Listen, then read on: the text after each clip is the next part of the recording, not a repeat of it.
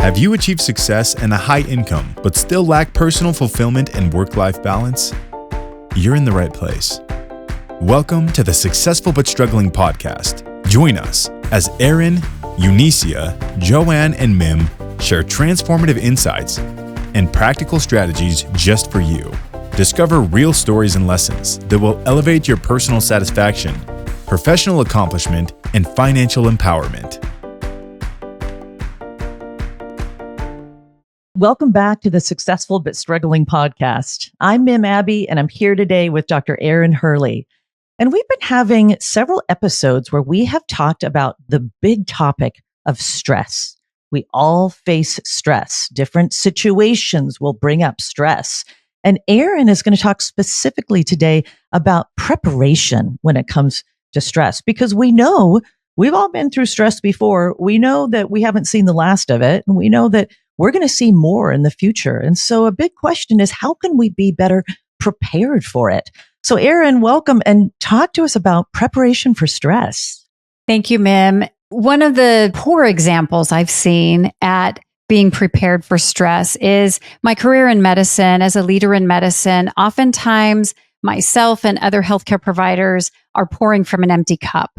We're running on adrenaline. We're running on stress. And that's really what we're relying on to keep us going, because we got no more gas in the tank.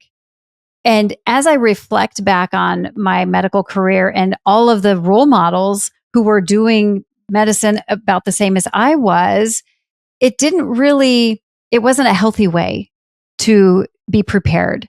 And so if you're already going on fumes and then another big catastrophe happens or something big and stressful happens in your life, I know from my own experience, I was not at my best when what hit the fan, because I was already, I'm depleted. And there was a time in my life where I faced one of the biggest stressors in my life. It was early 2020. And in January of 2020, I went to an in-person mastermind in Puerto Rico with someone that the four of us on this podcast follow, Brendan Burchard. And it was the first time meeting in person Dr. Joanne Sotelo, who we now work together on this podcast. So it just gives me chills thinking about this experience. And there were 200 of us in Puerto Rico at this amazing mastermind, learning from all these experts. And for the first time in my own personal development journey, there were more and more healthcare providers. So I think there was about 18 of us. And we would go out to dinner together after being together all day in this mastermind training. And then within 2 or 3 weeks after this amazing time in Puerto Rico, Brendan Burchard hosted another bigger event, not just a small mastermind for a couple hundred of us, but there were 2,000 of us. It was his biggest in-person event with helping on personal development. And a bunch of us were the same. Dr. Joanne Sotelo was there. I was there, many other physicians that we'd just been together. So that was, I think, early February of 2020, right? We all know what happens that year. Fast forward another couple weeks, I'm hosting my very first wellness retreat for women in medicine. And it was over the leap year weekend of the end of February, beginning of March 2020. And then I'm coming off this amazing high. I'm so excited about being able to make a positive impact for the lives of healthcare providers and women in medicine. And 6 days after the retreat, my stepdad gets a terminal cancer diagnosis. And I think it was maybe 16 days later, he's gone. And then 5 weeks after that, it doesn't stop. I lose my mom. And we all know this is the beginning of the world shutting down. This is the beginning of people dying, thousands of people dying without their loved ones. And my parents' deaths had nothing to do with COVID. And yet it was during this time where the whole world was pivoting and shutting down. And I think to myself, if I had gone into that period of my life, not starting from such a high, how low would I have been having to deal with the loss of both of my parents in 5 short weeks? Erin, that is an astounding story. It is heart-wrenching. And I am so sorry to hear that. And if you're listening to this right now and you have lost people that are very close to you, and if you're listening and you've lost anyone who's close to you, and then you've lost two, and then maybe there was COVID involved, who knows? But the combination of stressors, just incredible. I can only imagine. And you make such an interesting point that you were on that high. Event and then another event and then another event, and you seeing this vision of how you can serve and you can help and you can contribute in greater ways even than you have been in your career so far as a doctor, and then to be hit with that kind of tragedy. And yes, how low could you have gone? Erin, thank you so much for your candor about that and for your insights, just with others maybe not having experienced just that, is incredible. I'm so looking forward to hearing what you have to say. Well, I think one of the other aspects of this, and you and I spoke about some of the stressors at work in episode 17, and you talk about people dealing with a lack of control. And certainly I felt very in control of my life through January and February. Then as March started developing, with the world shutting down, and then with the health issues with my parents, I was feeling very out of control. And yet there were aspects of my life I did have control over. And so when I look back on this really trying time, I had control over how did I respond as a daughter, as a parent, as a sibling, and as a wife. And I can tell you that not only did my starting that season of my life that had a lot of grieving in it, I started with lots of positive energy that gave me a buffer. I also took control over the things I could. And as I look back, I think, my siblings and I, my kids, my husband, as a family, we did all the things under our control to make that as smooth of a transition as possible. There wasn't fighting over so many things that families fight over when there's a death in the family, whether that's what you're going to do or finances and those things. So we did take control over things. And I'm so proud of how we behaved. We responded. We didn't just react out of grief or anger or frustration. And when I think about what are the things that allowed me to respond and not react, I've talked about this before. Meditation, investing in my relationships with my parents, with my siblings, with my children and my spouse. And so that we can better understand what we need when things go awry, when the stress hits. And so then we have a strong foundation in our relationships. Erin, that's incredible. First of all, I really love that you made a point of noticing and sharing that you were proud of how you behaved and how you all behaved and managed it, because that could have been it was a very, very tough situation. And it could have been so much worse if you had, as you say, reacted instead of responded. That's a very powerful, powerful concept. Would you say a little bit more about respond instead of react? What does that really mean to you? When I think of a reaction, that is our instinctive mode. Somebody says a negative comment and you want to say something negative back. That's our gut reaction or our instinctual action. We're in fight or flight mode.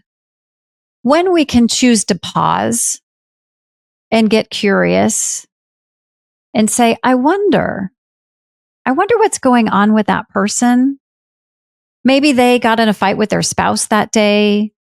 Maybe something happened with their child. It's something invisible to me. When I can get curious instead of judgmental or assume that I know what's going on, that can make all the difference in the world in your relationships, because then you're not going to add fuel to the fire to something that's already maybe painful for them. You're actually going to be getting the fire extinguisher out. Pause, breathe, ask, what can I do to support them? Maybe think, I wonder oh, that makes sense for them to respond that way because I've taken the time, as you were sharing in episode number 17, where we talk about personality types. And on a DISC assessment or a personality assessment, if I know, oh, this is the way I respond when there's an emergency going on, and this is the way they respond. One of the beautiful things was we responded very differently when my stepdad, when we found out his diagnosis of the metastatic cancer. And me and my daughter made a quick decision. We flew out to get him. We flew him back home. He was driving cross country. And I basically put out like APB to my siblings. And I said, hey, drop and run. I'm not sure how long he's going to be there. And within 36 hours, 10 grandkids and all 4 siblings had flown across the country, traveled to get here, and everybody was there, which was the right decision for that. When my mom passed away, she had advanced Alzheimer's and she lived near one of my sisters. And when she passed, there were only 2 of us siblings there and a handful of the grandkids. And for both of those circumstances, it made sense. No, none of us judged the other. Why weren't you there? Why couldn't you make it? It was like, you know what? For these circumstances, the right people were there and nobody's holding anybody accountable for acting differently than we did because we understood. We took the time to know each other to understand why that made sense for them, why it didn't make sense for someone else. And we chose to, you asked me about responding versus reacting, right? But we were again choosing to respond saying, oh, I'm glad that this group was here for the passing of our mom and we were the right group to be there. And we weren't reacting saying, oh, why weren't you here? Why are you only choosing to do this part of the work that's there when you lose a loved one? Because I understand, I have a brother who's an attorney. He took care of the executor stuff. He's not the touchy-feely kind of guy. And then there's the other sister who's all the way across the country. She wouldn't have made it in time. And then 2 sisters that could get there on time were there. And so it was one of those things where we were just very intentional. And the few times, of course, there was some friction involved when there's deaths in the family. But we would pause and say, okay, let's better understand the circumstances. Nobody's going to be acting at their best. Let's give grace and let's move forward together. Oh, Erin. Well, it sounds like, so in thinking about preparation for those stressful times, it sounds like for you, what went into your preparation was really, the meditation piece, which is absolutely going to help you to become more of a responder and more of a curiosity person than a reactor and more of a judgmental person, which is going to be bad on your relationships and a lot of other things as well. But beyond that, you really worked on investing in your relationships so that you would know one another at a deep level beyond sort of the daily interaction level, but really get an understanding of, you said, of really better understand of what they would need in more stressful times. And that those things, this meditation, the working on relationships is what really stood you in good stead when the stressful times came. That's absolutely right. And I think the other thing that I had done differently, so had those deaths happen 5 years ago, 10 years before, I actually would have managed it much differently. For example, my dad did pass away, I think 2009. And I was a total basket case. I hadn't dealt with a death that close to me since I was a child. I was running ragged, 3 young kids, and I didn't have much reserves in my tank at that time. I hadn't worked with a coach. And so the other difference is that I had valued myself enough that a couple years before the passing of my parents, I had started working with a coach who helped me learn to set better boundaries, who helped me understand the importance of things like meditation. And for some people, meditation is exercise, or meditation is prayer, or meditation is knitting or coloring or doing artwork or music.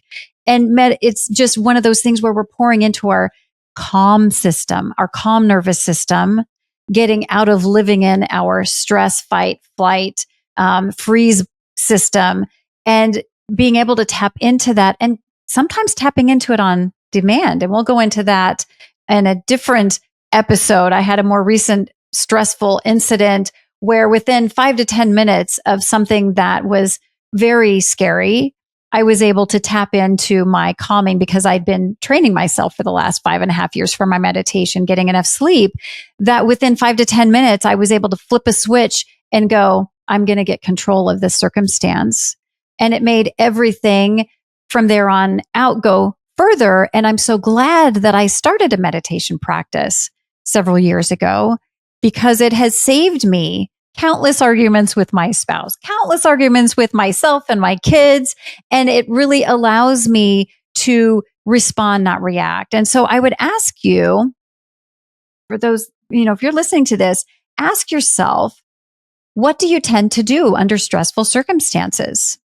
Are you a person who says things that you later regret? Are you a person who automatically assumes you know what's going on? Are you a person who makes judgments when somebody behaves in a way different than yourself? And if you're like, oh gosh, yeah, raising your hand, yeah, that's me. I'm not here to judge you, but what I'm saying is, I wonder, what could you do in order to pour more into yourself so you have the capacity to respond and not react? Because we have to build in that capacity. And I know, Mim, you were sharing in episode 17, which is a great partner to this one. You actually talked about this tool you use about 3Ds to help decrease stress. And maybe that would open up capacity for somebody to do more self-care. You want to talk about that a little bit and kind of a little teaser? So people, if you haven't heard that episode, I would highly recommend you go back and take a listen to number 17 about managing stress, because this was a great tool that Mim shared. Oh, that's great, Erin. Yes, we talked about the fact that, and we were talking specifically about work-related stress, but as I'm listening to you talk, there are heavy workloads in all of our lives, and some of those workloads can really produce stress, especially if you have then extra things that are happening in life. They're just plain old stressful situations. And so one of the things that we talked about was the 3D tool. And the 3D tool is to ask yourself, this thing that I'm saying, oh, I have to get this other thing done with all the stress. I have to get this thing done. And the first D is discard. Is really, and I love that the first one is discard, because ask yourself, does it really need to get done? Does it really need to get done? And maybe it doesn't. Maybe it's something that we've always done, but why are we doing it? Do we have to do it? Is it something we could do, or maybe we could do it less often? We could get more creative. We could discard it, doing it once a week. It could be done once every other week. But just to think, does it need to be done? The second D is to delay it. Does it have to be done now with all the other things coming in? Yes, that normally happens on Tuesdays. Does it need to happen this Tuesday? Can we postpone that? Can we push it off to next week? And you know what? It'll be fine. Or another one is delegation. And Erin, you're talking about your family and how well you all handled the stressful situations of, in such a short period of time, losing both of your parents. And you talked about how well you all worked together and how delegation in that situation, that one was at the bedside and one is the executor and one is handling this. Like, who else could do this? Who could be a support and might even be better at it? In other words, does all this stress need to be coming to you? Does it need to be happening? Does it need to be coming to you right now? Does it need to be coming at all? Maybe it's a discard situation. Yeah. And so oftentimes we get stuck doing things just because that's the way we've always done it.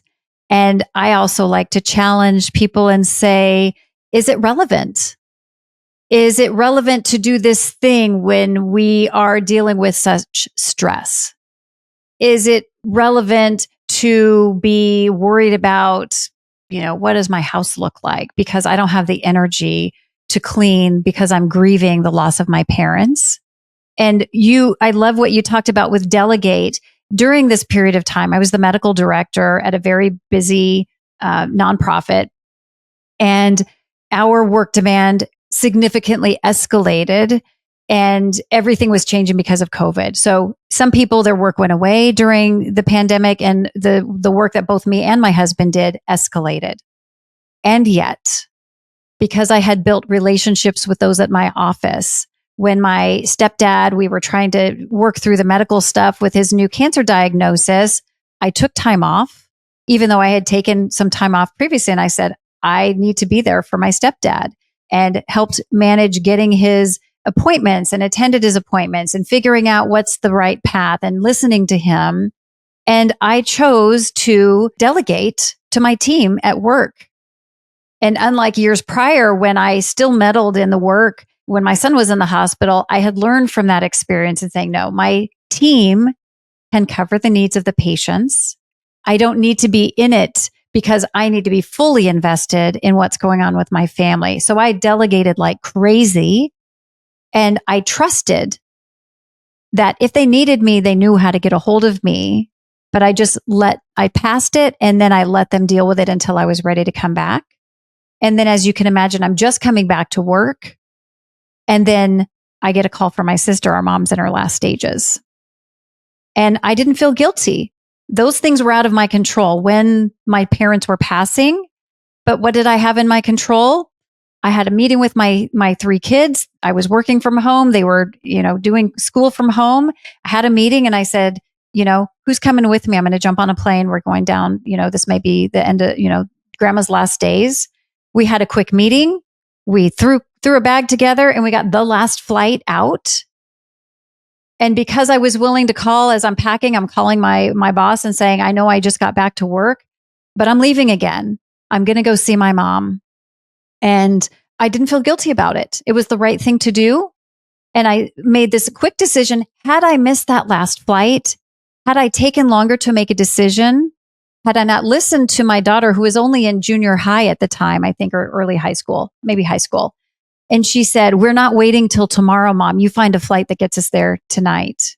And I'd already looked several times, and I looked one more time, and there was one flight.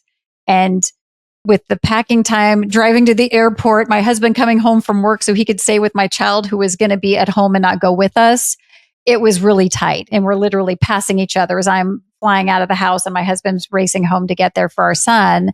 And we just made the flight. And we just got there for the last 36 hours of my mom's life. And had I minimized my child's input and said, no, I already looked, there's nothing else we can do. And she's like, no, look again. Let's try harder. And I valued her input. Had we not made that flight, we would have missed my mom's last lucid moments. And maybe our trip would have been for naught. So that's the power of pausing, listening to everyone on your team, whether it's your child or your sibling or yourself, and empowering yourself. Those were the things I had control over. And I fully leaned into it, knowing I deserve this. My family deserves this. I'm not a worse doctor. I'm not a worse medical director or worse leader, because I'm choosing to fully invest in my family, who deserves my care just as much as my patients do. And I have no regrets, which is how I want to live my life now, is with no regrets. Erin, thank you so much. This is such a wealth of information that you have shared, and ideas for how people can better prepare for stress. One of the first things you said is you talked about what you do have control over, because it's true. When we're in stressful times, oftentimes we feel so displaced. It's so unsettling. And we feel like I'm at the end of the 8 ball, like I'm at the end of the whip, and or I'm the 8 ball and I'm at the end of the whip, and but I have no control here. And you said, but I do have control over how I respond, and I can either react or I can respond. And we all have that initial reaction. Something happens, that initial reaction. But one of the things you pointed out was that in that stressful situation that happened recently, was that you said within 5 minutes, you went back to that, you were able to activate your parasympathetic nervous system and get back to that place of calm, which truly most people cannot, because they haven't trained themselves. And so you talked about training yourself. And the 2 big ways, you talked about meditation, and then you talked about many different forms of meditation, whether it's a seated or a lying down, or you're walking in nature or you're painting. So many different modalities for entering a meditative or a contemplative practice, which will rewire your system so that you more quickly are able to activate that parasympathetic, that calming nervous system. You said, I love this, what you said. You said, pour into your calm nervous system and do it regularly. Do it, have a practice, do it on a regular basis so that when those tough times come, you really, and you know what I have found in my life that and I as well started a meditation practice years ago. And what I observed was that time, I mean, you've mentioned 5 minutes. That's really fast. My time going from days and then down to a day, down to hours, down to minutes of between feeling like I'm going to lose it here and this is way too stressful and getting to that place of calm. That time, the gap just started getting narrower and narrower. So doing that preparation now so that you've got it there when tough times come. And then the other thing you talked about was relationships and how you want to pour into your relationships. And specifically, for example, you talked about your family relationships and how then that helped because you'd poured into those relationships. That helped in dealing with the stress of the loss. And also, you didn't stop there. You poured into your work relationships and you really developed your work relationships. You built your support system before you needed it so that when you did need it twice in those 5 weeks, it was there for you. So such great ideas for preparing for stressful times, both internally with ourselves as well as externally with others. So Erin, as we've talked about stress and preparing for stress in this episode, what do you recommend to people as a next step or something to think about? What word of wisdom do you have? One of the things I talk about a lot is that if you don't have a meditative practice now, I didn't start mine until my 50s. So the best time that I could have started my meditative practice was as a child or decades ago. It's never too late. You can start today. And it can be small, 2 minutes of closing your eyes, taking some deep breaths while you're waiting for your coffee to brew. It doesn't have to be anything complicated. And if you haven't started anything, there's no judgment. Just say, what can I do? What can I do today? And even minutes every day consistently, kind of like compound interest in the bank, pennies can add up to millions of dollars with enough consistency. The same thing, seconds and moments and minutes of quiet, calm, meditative practices can add up to increasing your buffer over time. So time to get started if that hasn't been something you've invested in yet. Dr. Erin Hurley, thank you so much. Such important words of wisdom. And thank you so much for joining us for this episode. And we want to invite you to stay tuned for the next episode of Successful But Struggling, where I'm going to be talking about how to deal with the stresses that come up when you're a leader and you are advancing in your career, or perhaps you own a business and the stresses involved in advancing your business and growing your business. And what can you do with those stresses and how can you best manage those? So we're looking forward to seeing you for the next episode. Stay tuned. Don't miss out on more strategies that will elevate you to new heights. Visit successfulbutstruggling.com now, where you'll discover exclusive resources and the opportunity to connect with each of us individually. There you can dive deeper into how you, too, can take your personal and professional game to the next level. And if you're serious about optimizing your results, take 2 quick steps now. Number 1, connect with us on the website. And number 2, tune in to the next episode.